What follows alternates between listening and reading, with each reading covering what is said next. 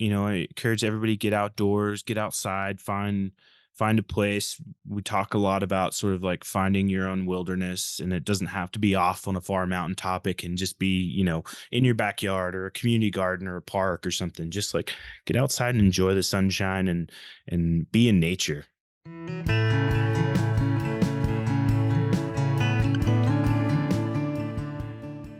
Hello and welcome back to the Outdoor Minimalist podcast. I'm your host, Meg Carney, and I'm an outdoor and environmental writer and author of the book, Outdoor Minimalist, Waste Less Hiking, Camping, and Backpacking. The Outdoor Minimalist podcast has the goal to give listeners actionable ways to waste less hiking, camping, backpacking, and more during every step of their process. Your impact outdoors starts long before you hit the trail and goes beyond leave no trace ethics. You'll learn how to identify sustainable outdoor brands, how to ask hard questions regarding sustainability, and begin to shift and evolve your mindset to integrate minimalism into all of your outdoor pursuits.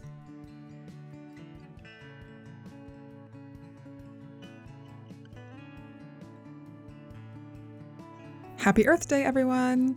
I hope you all have a chance to prioritize and appreciate the world around you in a way that helps you feel more connected to the earth and yourself.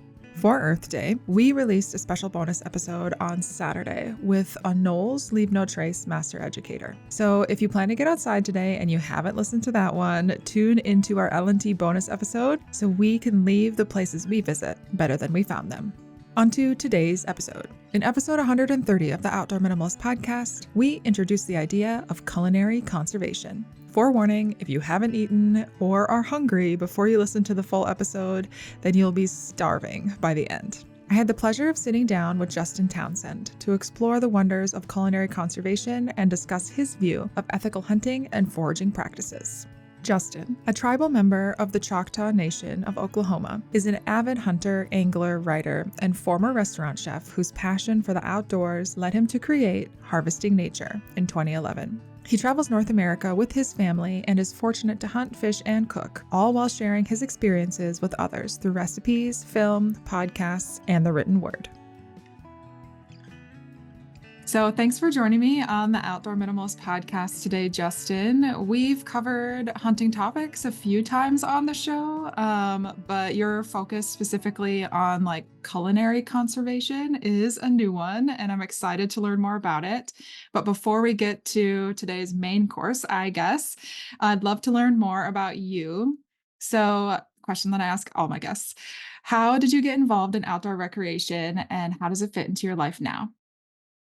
Well, first off, thanks for having me on. Excited for the conversation. I guess for me, how did I get involved in outdoor recreation? So I began pretty much as like a very young kid. My family, I grew up in an agriculture focused family, in a very outdoorsy family. So probably some of my youngest memories as a kid are like going out fishing with my grandfather, or traipsing out through the woods or the back pastures with my friends or my cousins. So it's been pretty ingrained in me since very early on. I think I did take a bit of a break from the outdoors when I was in college. I went to school in New Orleans, and as many college kids do, became very focused on life happening in the moment, and spent that there. And that's also where I started cooking professionally as well. And so kind of that engulfed my life, in addition to my school studies. And then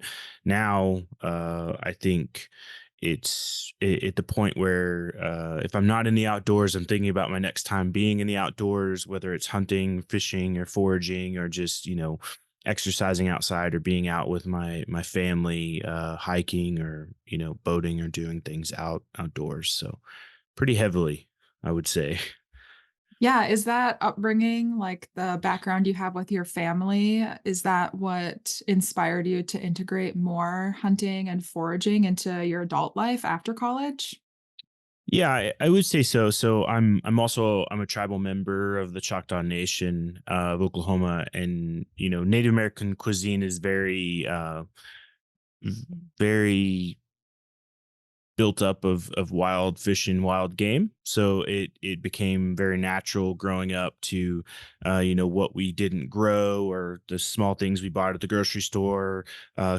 We incorporated a lot of wild fish and game to like supplement. our meals and stuff. So that just became later, after I went to college and then sort of started thinking about my own family and my own position in life in like my mid 20s.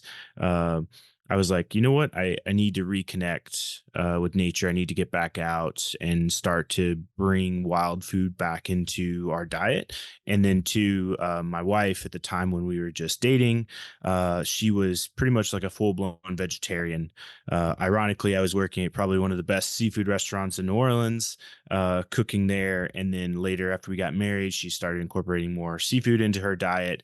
But when we had kids, there was that natural conversation of, are they going to be vegetarian or are they going to have a full meat diet? So we kind of went down that path. And what we ended up with was they could have meat if it was harvested from the wild, to include fish and game, or if it came from like my family's farm.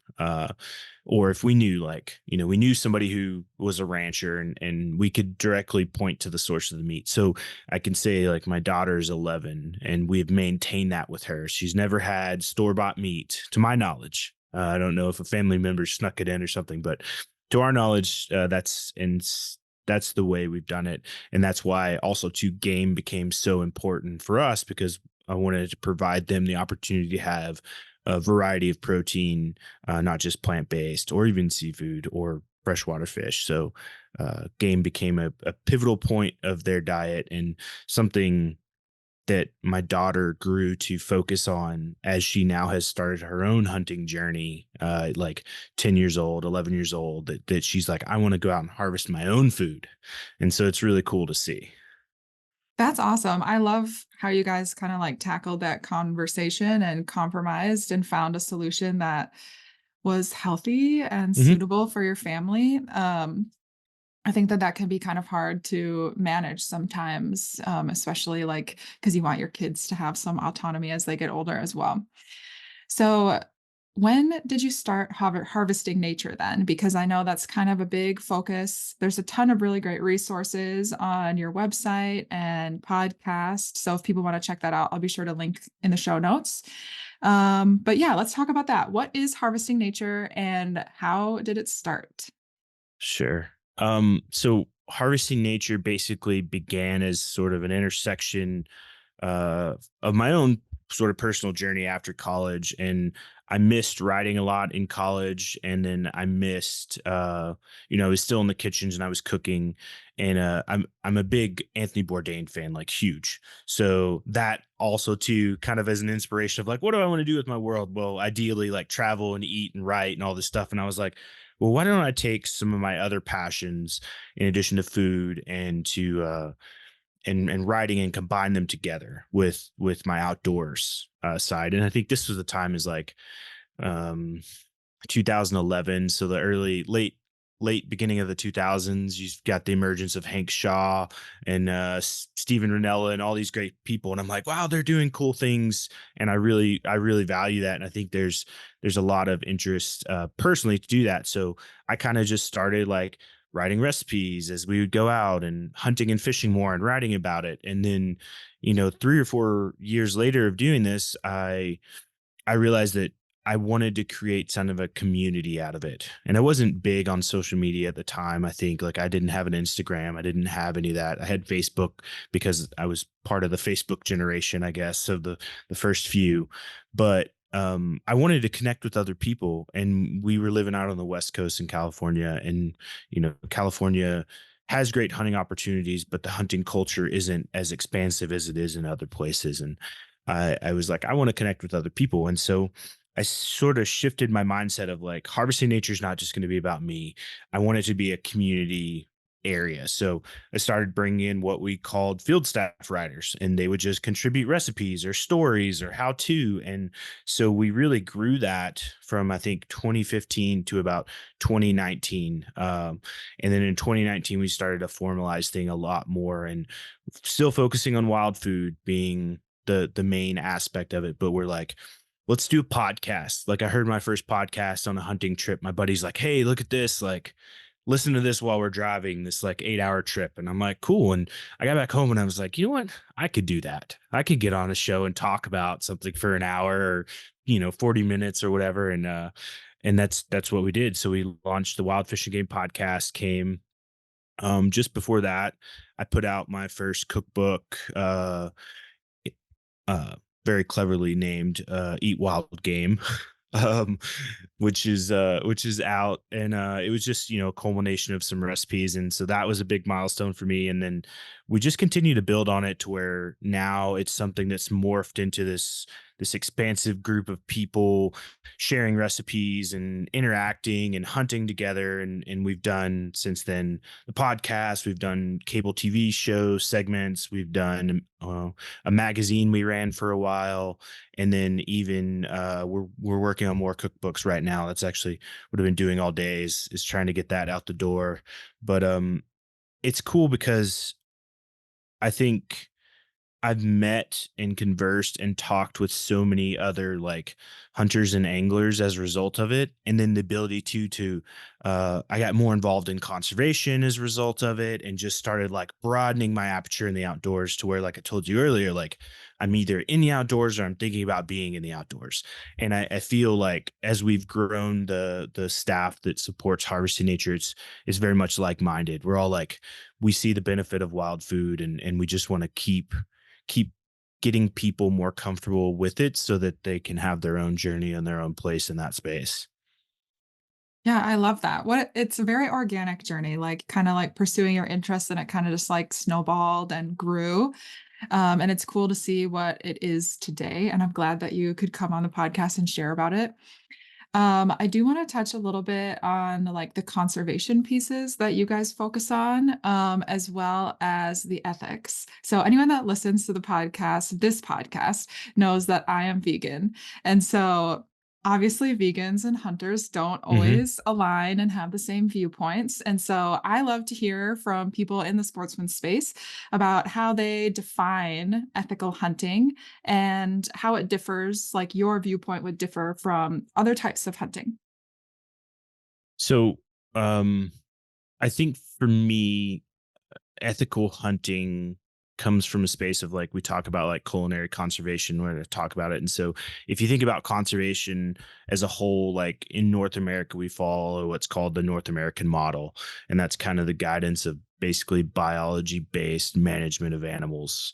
Um, and I think hunting very much follows that line. It's part of the practice. It's part of the way all the states have adopted to do it. And I think first off, an ethical hunter follows the guidelines and follows the rules and the seasons and the limits and all those things, and goes beyond that by making choices that are in line with their own morality, but also to help towards conservation. And I say that too, like, you know, when we think about going out and hunting specific species, I tend to love to hunt invasive species.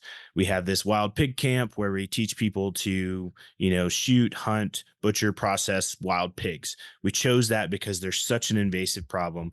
We want to popularize the thought of doing that. So that's like, to me, one ethical part that I really hold on to is like, we've got these species that are invasive to our natural environment. Like, let's focus on those as well, or first, or primary. And then also too, going out and not hunting an animal because I want to see this big, beautiful rack or antlers or anything like that. I will more than likely take a antlerless animal over, an antlered animal anytime. And I think that just to me follows my own values of I'm out there for the meat.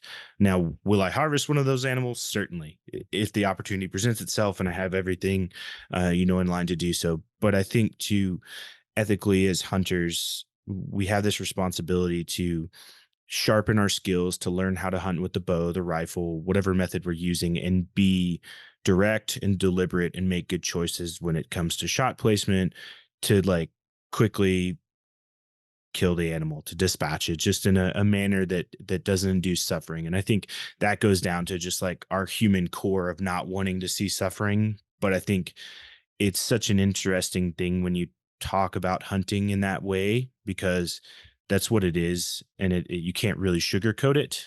It's a transfer of life and nutrients from one to the other, and it's it's very interesting to have those conversations. So I think to me, ethical hunting is following the overall guidelines, but also making personal, deliberate choices to get out and hunt for food, but also do so in a way that you're benefiting, yourself, the population of animals, but also you're not causing undue stress and harm. Yeah, absolutely.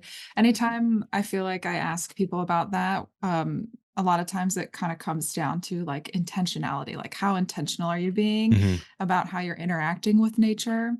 So that's really cool. I'm glad that you're kind of communicating that through the harvesting nature message as well.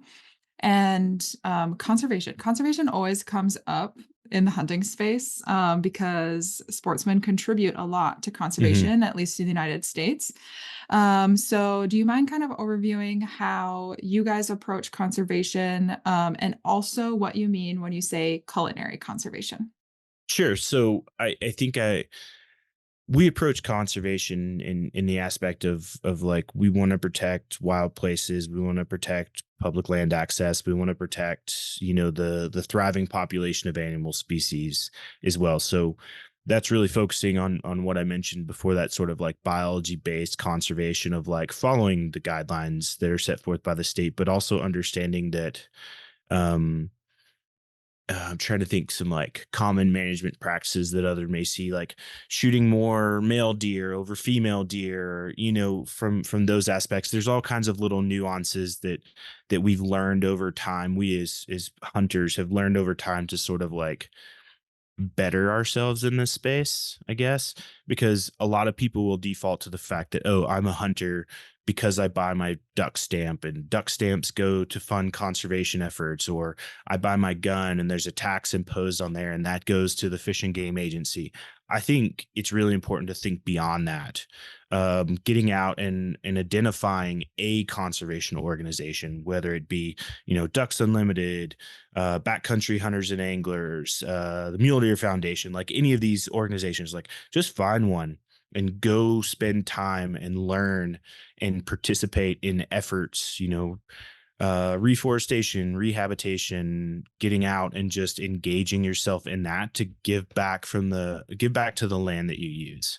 And I think, and it helps build better populations for animals, which, I think we have a very important thing as hunters and anglers to do, because that continuity of those healthy populations is where we're getting our protein.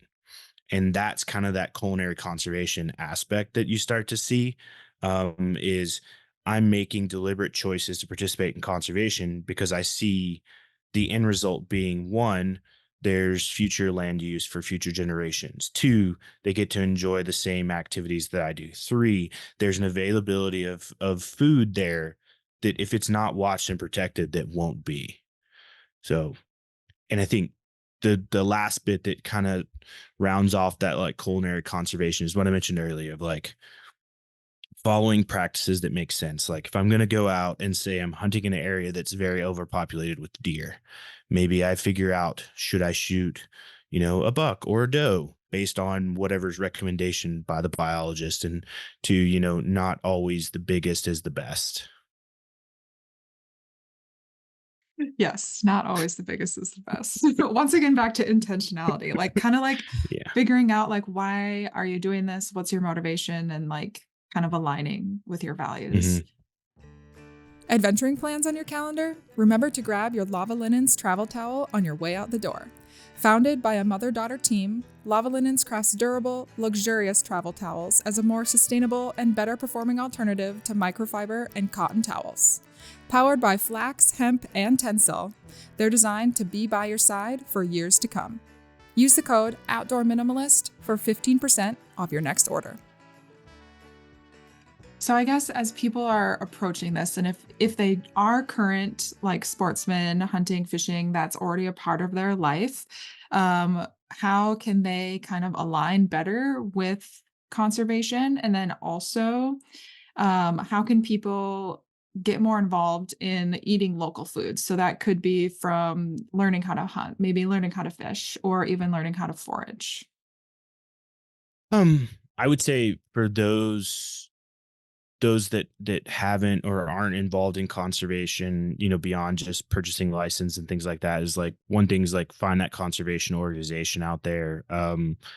You know, One of the great things too is like connecting with state agencies. So state fish and game agencies, wildlife management agencies, parks and rec, whatever. They go by different names wherever you're at, but connecting with them and seeing what volunteer opportunities there are. I think so much of this space is people utilize the outdoors for their personal benefit. And I think rounding that out with some like, I'm going to give some of my personal time back to the outdoors for the benefit of the outdoors is probably the best way to get involved in conservation. And then just know that when you talk to people who don't hunt, who don't fish, who don't like the outdoors, that you're representing a group of people, and you're representing a lifestyle. And I think understand that you are being watched and people are watching you, and do so in a positive manner, because even what you say and what you do, if you throw a butterfinger wrapper on the ground when you're out on a hike and somebody sees you, they're gonna be like, that guy litters. Like, we don't we don't want to be known like, oh, this trail, that's where all the people go that go litter. They just go throw their trash on the ground. Like, be intentional, like you mentioned, but understand that you're representing a group at large. And I think um be honorable about it. I think it's cool too. But and for people that want to get into hunting and fishing, for hunting, the best avenue is to um take a look at hunter's education. That's usually a baseline for purchasing any kind of licensing to hunt with. It's also a safety baseline. It's all these things, but you can start to connect. And back, I guess, geez, 20, 30 years ago when I started hunting, there weren't programs for people new to hunting as there are now. Like Colorado Parks and Wildlife, like where I live, they have so many like programs to help people who want to get into hunting. If you're a first time hunter, we've got a mentorship program. We've got an opportunity for you to come out and learn how to hunt pheasant. We'll spend a day with you teaching you how to do it. And then you go on out to someone's field or pasture where they've allowed the state to use for hunting. And then we too at Harvesting Nature, we've got courses that we do a couple times a year. We're looking to expand it quarterly, but we focus on overpopulated invasive species, but we want to teach people how to, hunt or fish, butcher, process, and cook. And we wrap that all into like some courses. And we keep a low price point. It's very approachable. And it's meant to build a mentorship base, to build a group of people that want to do it. But also, our goal is for you to leave one of those camps and have the skills and be comfortable to go out and do it on your own. And that's kind of, I think the big thing is also finding a network of people, which is sometimes hard if you're an older person getting into something new, even if it's a sport or something. So Yeah, absolutely. And do you think that it's a similar approach for something like foraging? Because someone like me, I probably wouldn't be taking a hunting class, but sure. I would be interested in learning about foraging in my local area. I think foraging's awesome. A lot of people just think foraging for mushrooms is like kind of the first thing, and I'm still very much a novice at foraging mushrooms, so I tend to not as much or be overly cautious. But I think finding someone in your community or going to a course or connecting with people online, like I'm in a Colorado mycological group. Where people will talk about different mushrooms they've harvested. They'll post pictures. They'll talk about like the different elevations the morel mushrooms are growing at. Um, there's several really good experts on wild food out there that just kind of have open forums to come talk and chat with them. And then there's many classes. So I would say if you want to get into foraging even beyond mushrooms, so we're talking about plants, berries, whatever, get a book, go practice, walk around, learn things. Don't eat anything yet. um, Take a course, learn. I always go with like a three-step verification before I eat anything. One, I want to know I'm comfortable, like, all right, that's a morel mushroom. Two, I'll probably post or share a picture on groups and share with friends. I'll reference it in the book, and then I'll like be 99% sure before I eat that. But there are other things too, like dandelions in your yard, right? Like the flowers. If you're not using like pesticides or fertilizers on your yard, like go pick the dandelions, make dandelion jam. Or I just saw it was a dandelion bud capers, which sounds really phenomenal and yummy. Um, so just things like that. Like, and it's funny because once you start foraging and start learning what things are, you'll go out and you'll be like, "Oh my gosh, there's that," and then you'll just see it everywhere. Whereas before, you'll just walk through kind of oblivious to it. So it's super cool. I encourage like everybody to get into foraging. It's great. I've taught my kids to do it, and we'll be out somewhere and at a park or whatever, and they'll come running back and have like a handful of stuff, and they're like, "What's this? What's this?" And we'll just have to kind of like figure out what it is through a process of deduction, which is awesome. That's awesome. Yeah, I love that observation piece. And dandelions, I love dandelion greens. I eat them a Hmm. lot. So, yeah, I haven't done that much with like the flowers though. I don't super love the taste. Like I've tried the dandelion wine and jams and stuff, and I just am not sure it's for me. That's fine. I Yeah. yeah, whatever makes you happy. I think, man, there's like dandelion. You can take the root and roast it, make coffee with it. You can do stuff Mm. with the greens. I do like the jam. I save it all for winter. Like today, it's probably snowed 8 inches or so outside, so we'll probably crack open some dandelion jam. It's like a little taste of sunshine to Oh, me, yeah. but Since we're talking about food and you have a culinary background, have written cookbooks, do you have like a specific favorite recipe or like one, it doesn't have to be a favorite because I'm sure there's a lot, like one that you go back to often? oh, holy smokes. Can it be anything? Any Anything, game? anything. Any I'm like a big fan of like braised meats. So like on most wild game, there's the shanks, which is kind of like the forearm portion or the back portion of it. So it'd be the calf or the forearm on the animal. Um, it's like notoriously tough because there's a lot of connective tissue in there. But whenever you cook it in like a braise and you slow cook it for like hours with like you can put starch in there like potatoes and vegetables and stuff like that. And you just let it cook until everything kind of melts and you're just left with this really tender, beautiful tasting meat. I think it tastes better than most of the like popular cuts that people get, like the loin or steaks or things like that. I think the shank is phenomenal. It's my favorite cut. But anything done with that, like you can add wine to it, you can add stock to it, you can add all this. You can take the liquid off once it's cooked and make a pan sauce and drizzle over the top of it. You can serve it over mashed potatoes or rice or make it really spicy and colorful like a Szechuan dish or like a Moroccan tangine. Like there's so much you can do with it. It's so fun to work with. But that's probably like one of my go-tos because also I can just like prepare it, put it in the oven and let it cook. And then I'm a huge multitasker, so I can do like 50 other things while I'm waiting and then just know it's going to come out really, really good.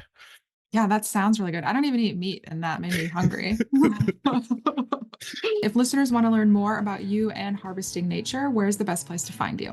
So you can head over to harvestingnature.com. It's where like the bulk of our content is. You can visit us on Instagram. It's just at harvesting nature.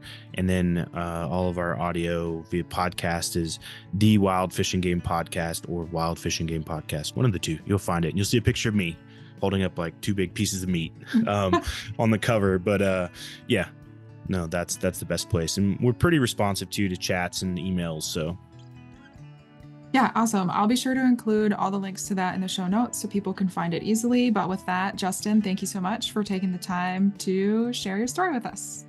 thanks. Thanks for listening. And if you like what you hear, let me know. Leave a review and be sure to subscribe so you never miss an episode. You can find us on Instagram at outdoor.minimalist.book, on YouTube, or subscribe to our weekly newsletter at theoutdoorminimalist.com. For even more updates, other educational resources, and to help build an outdoor community with the shared goal to create a better outdoor space as we recreate.